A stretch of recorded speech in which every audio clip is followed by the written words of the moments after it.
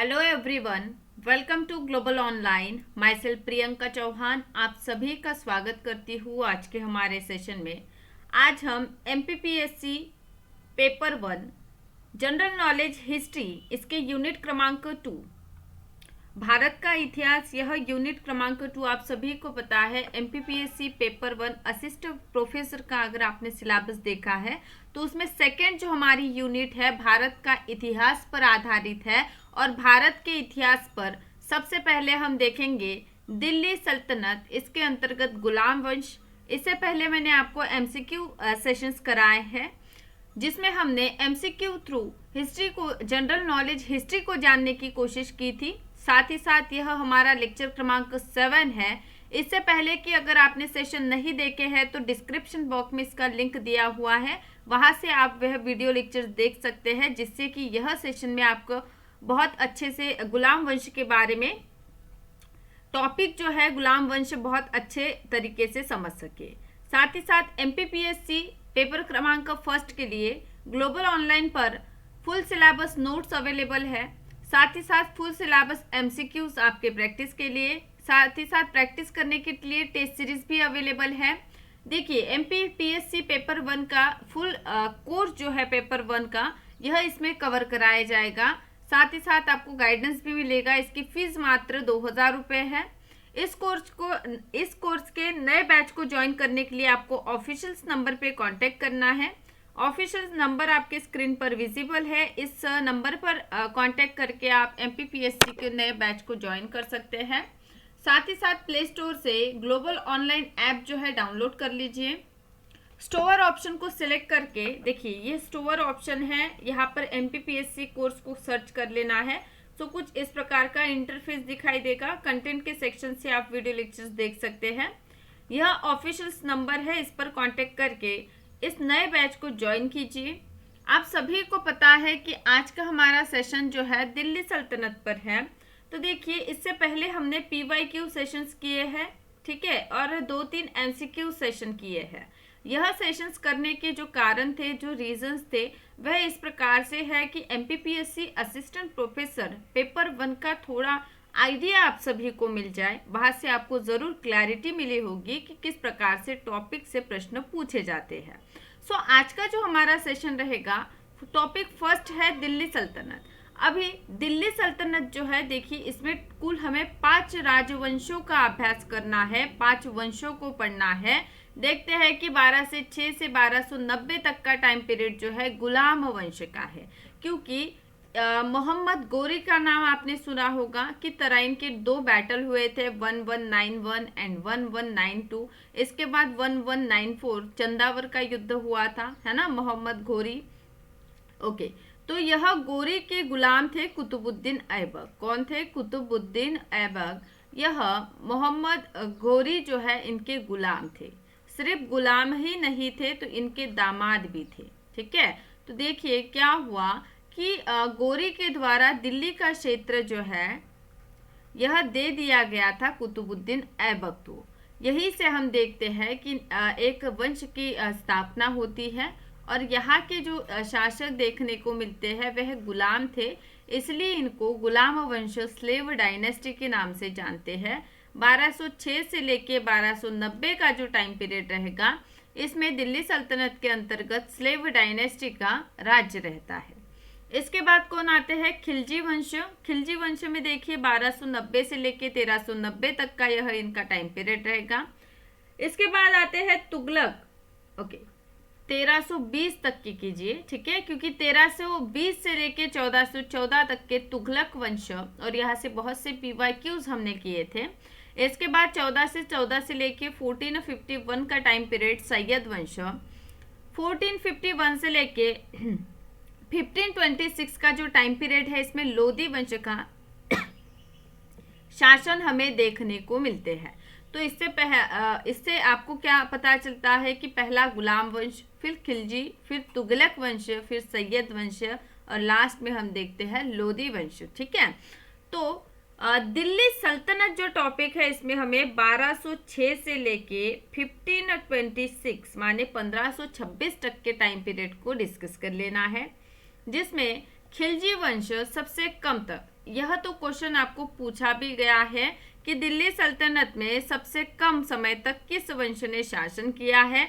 तो very important, Khilji वंश जो है उन्होंने शासन किया है। 1290 से लेके हम देखते हैं 1320 तक का टाइम पीरियड जो है खिलजी वंश का है। और सबसे लंबे समय तक शासन करने वाले कौन थे? तो तुगलक वंश थे, तुगलक डायनेस्टी थी, जो 1320 से लेके 1414 तक का जो टाइम पीरियड रहेगा, इसमें तुगलक वंश जो है इनकी सत्ता हमें देखने को मिलती है। तो इसमें कुछ शासकों के नाम देख लीजिए। संस्थापक कौन है गुलाम वंश का? गुलाम वंश के संस्थापक है कुतुबुद्दीन ऐबक। कौन है संस्थापक? कुतुबुद्दीन ऐबक, यह गुलाम वंश के संस्थापक है। ठीक है, इसके बाद आराम शाह उनके पुत्र आते हैं, फिर उनके जमाई आएंगे इल्तुतमिश। इल्तुतमिश का टाइम पीरियड एग्जाम के लिए बहुत इंपॉर्टेंट है। रुकनुद्दीन फिरोज शाह, है ना। इसके बाद रदिया सुल्ताना, मुइजुद्दीन बहराम शाह। इनमें से हमें क्या पढ़ना है? कुतुबुद्दीन ऐबक को पढ़ना है, इल्तुतमिश को पढ़ना है एवं बलबन को हमें पढ़ लेना है। ठीक है, बाकी शासकों के नाम आपको पता चाहिए या फिर किसी को क्वेरिसिटी रहती है कि हमें पता होना चाहिए, इसीलिए देखिए अलाउद्दीन मसूद शाह है, नासिरुद्दीन है, गयासुद्दीन बलबन है, केकुबाद है और केमुर्स है। तो कभी पूछा जाए कि गुलाम वंश का अंतिम शासक कौन है, तो आपको पता होना चाहिए केमुर्स है। कौन है? केमुर्स है। आई होप यहाँ तक का टॉपिक आप सभी को क्लियर है। आगे बढ़ते हैं, गुलाम वंश के संस्थापक के बारे में बात कर लेते हैं। तो गुलाम वंश के संस्थापक है कुतुबुद्दीन ऐबक। कुतुबुद्दीन ऐबक तुर्की साम्राज्य का संस्थापक था।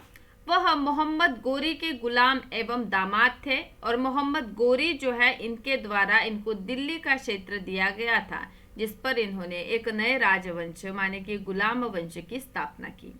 मोहम्मद गोरी ने फखरुद्दीन अब्दुल अजीज कोका नामक एक व्यापारी था, एक काजी था। ठीक है, इन काजी से निराशपुर के बाजार से हम देखते हैं कि कुतुबुद्दीन ऐबक जो है इन्हें खरीदा गया था। बाद में मोहम्मद गोरी ने इसे खरीद लिया। आमिर आखुर माने कि जो घोड़ सेना रहती है, अश्व सेना जो रहता है ना, इसका प्रमुख भी इनको बना दिया गया था, घोड़ सेना का प्रमुख। मोहम्मद गोरी के गयासुद्दीन मोहम्मद को दिल्ली में मिली थी। ठीक है, चलिए, उन्होंने अपने बहन जो है इनका विवाह किया था नसरुद्दीन के साथ। ओके, तो देखिए इन्होंने खुद ने शादी किससे की? तो गयासुद्दीन मोहम्मद को दिल्ली भेजा गया था। ठीक है, और साथ ही साथ इनकी बहन की शादी इन्होंने गयासुद्दीन से कर दी। ओके, तो क्यों की थी? देखिए सॉरी, नासिरुद्दीन से कर दी। क्यों की थी? क्योंकि नासिरुद्दीन को भी इस टाइम पे हम देखते हैं कि एक क्षेत्र दिया गया था सिंध का। ठीक है, उन्होंने अपने बेटी का विवाह जो है अपने गुलाम इल्तुतमिश से शादी कर दी।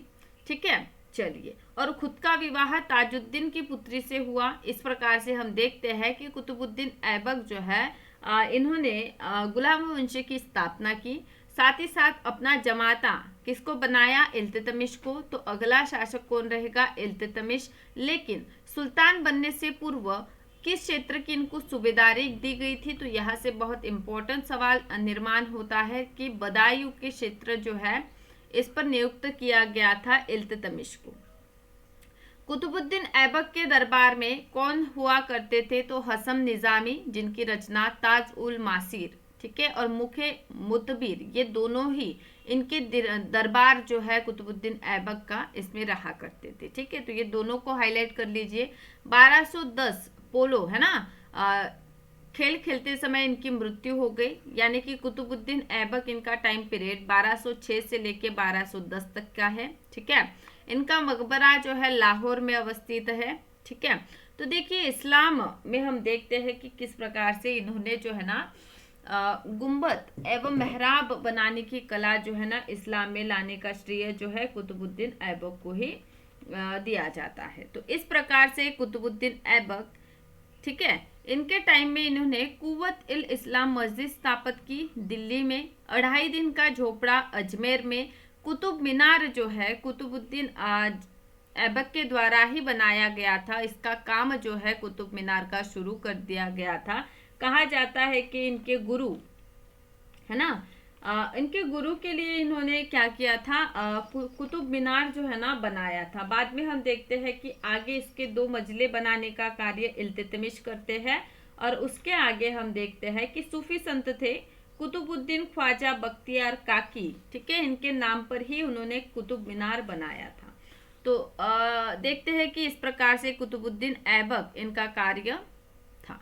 अब आते हैं शमसुद्दीन इल्तुतमिश। अभी देखिए, इल्तुतमिश जो है मध्य एशिया में इलबरी तुर्क थे, ठीक है, माने इलबरी एक जनजाति थी, इससे यह क्या करते थे, बिलोंग करते थे। ओके, इनके पिता जो है इनका नाम क्या था, इलम खान था।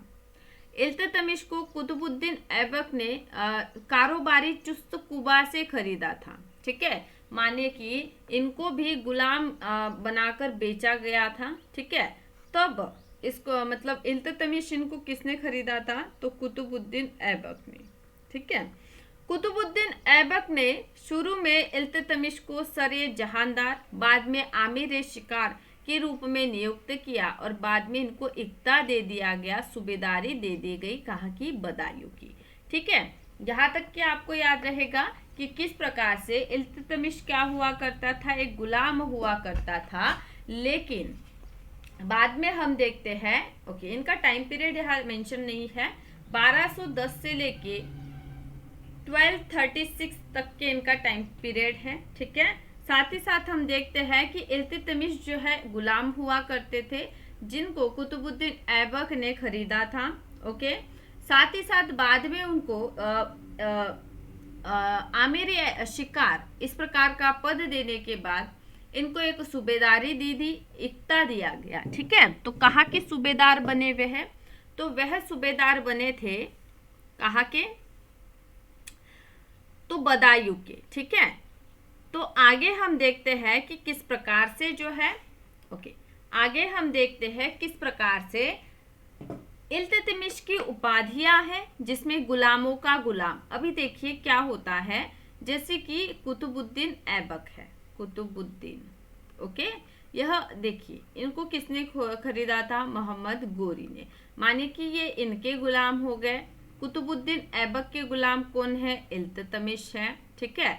तो इल्तुतमिश के कौन गुलाम रहते हैं, तो बलबन रहते हैं, ठीक है। गुलाम वंश में सभी गुलामों ने शासन किया था, तो ये आ जाएंगे बीच में, इसलिए इनको गुलामों का गुलाम कहा जाता है।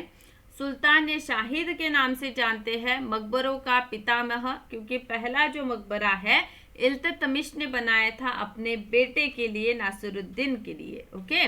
और साथ ही साथ इनको वास्तविक संस्थापक कहा जाता है। अभी वास्तविक संस्थापक, देखिए मैंने तो आपको संस्थापक पढ़ा दिया कि कुतुबुद्दीन ऐबक या गुलाम वंश के क्या है, संस्थापक है, लेकिन यहाँ पर बात की गई है वास्तविक संस्थापक की। तो वास्तविक संस्थापक इल्तुतमिश को क्यों कहा जाता है, क्योंकि देखिए हम देखते हैं कि किस प्रकार से जो है इससे पहले के माने कि कुतुबुद्दीन ऐबक जो थे वह क्या थे, गुलाम थे, ठीक है। तो इनको गुलाम के इससे दासता से मुक्ति दी गई थी क्या, नहीं। तो खलीफा द्वारा इनको दासता से मुक्ति न देने के कारण इल्तुतमिश जो है इनसे हम देखते हैं कि गुलामों के जो इतिहास है वह स्टार्ट होता है। इसीलिए वास्तविक संस्थापक माने कि दासता जो है, गुलामी जो है, इससे मुक्ति न मिलने के कारण हम देखते हैं कि इनको संस्थापक कहा जाता है। लेकिन इल्तुतमिश जो है इनको हम देखते हैं कि दासता जो मोहम्मद गोरी इनका भतीजा रहता है वह इल्तुतमिश को जो है दासता मुक्ति दे देता है, इसके कारण इनको वास्तविक संस्थापक माना जाता है। साथ ही साथ हम देखते हैं कि नासिरुद्दीन जो है, नासिरुद्दीन कौन होते हैं, तो याद रखिए नासिरुद्दीन जो है इल्तुतमिश के पुत्र थे, नासिरुद्दीन मोहम्मद, ठीक है, जो उत्तर पश्चिम माने कि देखिए यह अगर आप इंडिया का मैप है ऐसे मानते हो, ठीक है, तो इसका यह जो क्षेत्र है यह उत्तर, ठीक है, यह उत्तर वाली सीमाएं, ठीक है, और यह पश्चिम, ठीक है, यह पश्चिम। तो यह जो क्षेत्र है वहां जब यह संरक्षण कर रहे थे कौन, नासिरुद्दीन, कौन थे नासिरुद्दीन, तो इल्तुतमिश के पुत्र थे, ठीक है। तो इस समय उनकी मृत्यु हो जाती है और बाद में हम देखते हैं कि सुल्तानगढ़ी मकबरे का निर्माण किया जाता है। तो सुल्तानगढ़ी मकबरा जो है प्रथम मकबरा है जो इल्तुतमिश ने बनाया था, इसलिए इल्तुतमिश इन्हें मकबरों का पितामह कहा जाता है। प्रशासन से दृष्टि से भी इन्होंने स्थायी सेना का संगठन किया था। तुर्कान ने चहलगामी माने कि 40 गुलामों को एकत्रित किया था, जिसको तुर्कान ए चहलगामी के नाम से जानते हैं। इक्ता माने कि पर्टिकुलर एक क्षेत्र, ठीक है, यह क्षेत्र अगर किसी को दे दिया जाए तो इसको इक्ता इस नाम से जाना जाता था। मुद्रा प्रशासन के बारे में भी इल्तुतमिश ने कार्य किए हैं, जिनमें इनके चांदी का जो मुद्रा था इसको डंका कहा जाता था और तांबे का जो इनकी मुद्रा थी इनको जीतल कहा जाता है। यह एग्जाम के लिए बहुत इंपॉर्टेंट पॉइंट रहेगा आपके। साथ ही साथ देखिए इल्तुतमिश जो है इनके टाइम पीरियड पहले हम देखते हैं कि किस प्रकार से कुतुबुद्दीन ऐबक इनका शासन था। और कुतुबुद्दीन ऐबक के टाइम पीरियड पर जो दिल्ली है, दिल्ली की राजधानी जो है सल्तनत की लाहौर हुआ करती थी, लेकिन इल्तुतमिश क्या करते हैं, राजधानी को परिवर्तित करते हैं और राजधानी कहाँ लेकर आते हैं, तो दिल्ली में। याद रहेगा कि इल्तुतमिश के टाइम पीरियड पर राजधानी दिल्ली होती है और उससे पहले लाहौर होती है। मिन्हाज उद सिराज इनकी रचना है तबकत ए नासरी, जो नासरुद्दीन मोहम्मद माने कि इल्तुतमिश को जो पुत्र है इनको पूर्णतः समर्पित है। शिक्षण के दृष्टिकोण से देखें तो दिल्ली में एक मदरसा भी इल्तुतमिश ने स्थापन किया था। और देखिए इल्तुतमिश के अदर जो पुत्र थे, इनमें सबसे बेहतरीन इनकी बेटी थी रजिया, इसलिए अगली शासिका रजिया बनती है। मध्यकालीन इतिहास की अगर बात करें तो यह प्रथम स्त्री, ठीक है, प्रथम स्त्री सुल्ताना बनी थी। याकूद इन्होंने आमिर इस पद पे रखा था। रजिया जो है ना सुल्ताना पर्दे का विरोध करते थे, घोड़े पर सवारी करके वह जाते थे। साथ ही हम देखते हैं कि पुरुष की तरह चोगान जो होता है ना, चोगा एवं कुलाह माने की टोपी, ये सब पहन के वह भर दरबार में जाती थी, है ना। साथ ही साथ इस समय भटिंडा के गवर्नर थे अल्ततमिश। अल्ततमिश ने रजिया के विरुद्ध जो है उठाव कर दिया था, विद्रोह कर दिया था। इसी में ही हम देखते हैं कि 1240 में जो है रजिया जो है डाकुओं से इनको घेरा गया था कैथल नामक प्लेस पर, और वही 1240 में इनकी मृत्यु हो गई। इसके बाद है गयासुद्दीन बलबन। अब देखिए इनका मूल नाम जो है ना बहाउद्दीन है, एग्जाम के लिए इम्पोर्टेंट हो जाएगा, है ना, क्योंकि गाजी मलिक इनके बारे में भी आपको पूछा गया है जो तुगलक डायनेस्टी में आते हैं। उसी प्रकार से गयासुद्दीन बलबन गुलाम वंश में आएंगे। यह जो है किनके गुलाम थे, तो इल्तुतमिश के गुलाम थे। वह खुद को जिले इलाही के नाम से जानते हैं। नियाबत एक खुदाई, देखिए बलबन का जो टाइम पीरियड आता है ना, तब हम देखते हैं कि किस प्रकार से बलबन जो है ना, बहुत कठोरता जो है ना लाते थे और ऐसा भव्य जो है दरबार भराया करते थे। जिले इलाही जो होता है इसका अर्थ खुदा होता है, और नियाबत एक खुदाई माने कि ईश्वर जो है ईश्वर का प्रतिनिधि, ठीक है। चलिए प्रतिनिधि कह लीजिए या फिर प्रतिछाया भी आप इसको कह सकते हो। चलिए साथ ही साथ हम देखते हैं कि किस प्रकार से इन्होंने सजदा माने कि झुकना या फिर झुककर नमस्कार करना, और पायबोस माने कि सम्राट के पैरों की चुंबन लेना, और सजदा एवं पायबोस प्रथा किन्होंने शुरू की है, सजदा एवं पायबोस, ये दोनों ही प्रथाएं जो है बलबन ने स्टार्ट की है। इतना ही नहीं, बलबन जो है इन्होंने नवरोज उत्सव को भी शुरू किया। बलबन ने गुप्तचर प्रणाली जो है, गुप्तचर विभाग जो है, इसको बहुत ज्यादा क्या किया था, अच्छा बनाया था, ठीक है, अच्छा कह सकते हैं, मजबूत कह सकते हैं। साथ ही बलबन ने यमुना नदी के किनारे पर लाल महल जो है इसकी स्थापना की थी। तो इस प्रकार से हम देखते हैं आज के सेशन में पूर्णतः स्लेव डायनेस्टी है ना, यह कंप्लीट हो चुकी है। कल मैं खिलजी एवं तुगलक दोनों ही डायनेस्टी को आपको पढ़ाऊंगी। एग्जाम पॉइंट ऑफ व्यू से दिल्ली सल्तनत से बहुत से एग्जाम PYQ के स्वरूप में आपको पूछे गए हैं। इसलिए ये सभी सेशन बहुत अच्छे से देखिए। सेशन जो है इनको सिर्फ देखना ही नहीं है, तो इसके पॉइंट भी नोट कर लीजिए। साथ ही साथ आप सभी को MPPSC असिस्टेंट प्रोफेसर पेपर 1 के बैच को जल्दी से ज्वाइन कर लेना है और नए जो बैच में अपना नाम जो है एनरोल कीजिए। Thank you so much. इसी प्रकार से सेशन को देखते रहना है। सेशन को लाइक कीजिए, शेयर कीजिए और चैनल को सब्सक्राइब करना है। Thank you.